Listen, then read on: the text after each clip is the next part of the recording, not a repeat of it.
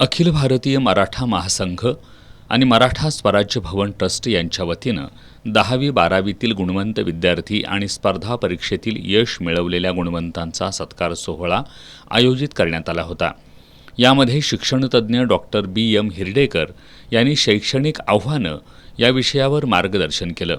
कार्यक्रमाच्या सुरुवातीला अखिल भारतीय मराठा महासंघाचे राष्ट्रीय उपाध्यक्ष वसंतराव मुळीक यांनी मागील 22 वर्षांपासून विद्यार्थ्यांच्या सर्वांगीण विकासासाठी आणि त्यांना प्रोत्साहन देण्यासाठी हा उपक्रम सुरू केला असल्याची माहिती दिली.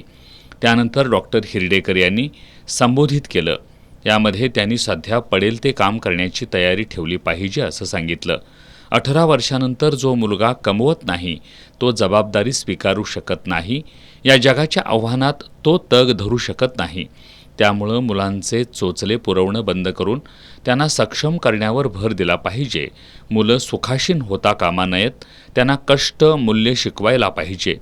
मुलं हीच तुमची खरी संपत्ती आहे आणि त्यांचं शिक्षण ही तुमची गुंतवणूक आहे. सध्या मुलांमध्ये कट्टा संस्कृती फोफावत आहे. त्याऐवजी मुलांनी वाचन संस्कृतीचं अवलंबन केलं पाहिजे असं आवाहनही त्यांनी केलं. भाषेवरून वाद घालत बसण्यापेक्षा इंग्रजी मातृभाषा आणि जगातील अन्य कोणत्याही 2 भाषा आत्मसात करा. पुढचं जग एक्सपर्टिजनचं असेल. त्यामुळं काळानुरूप स्वतःला बदल करून नवीन तंत्रज्ञान, नवीन गोष्टी शिकवून घेऊन स्वतःचं अस्तित्व निर्माण करा. जो सतत शिकत राहील, स्वतःत बदल करत राहील, तोच भविष्यात टिकेल असं प्रतिपादनही त्यांनी यावेळी केलं. याप्रसंगी अनेकांनी आपली मनोगतं व्यक्त केली. यानंतर 10वी-12वी गुणवंत विद्यार्थी आणि स्पर्धा परीक्षेतील यश मिळवलेल्या युवक युवतींचा सत्कार करण्यात आला.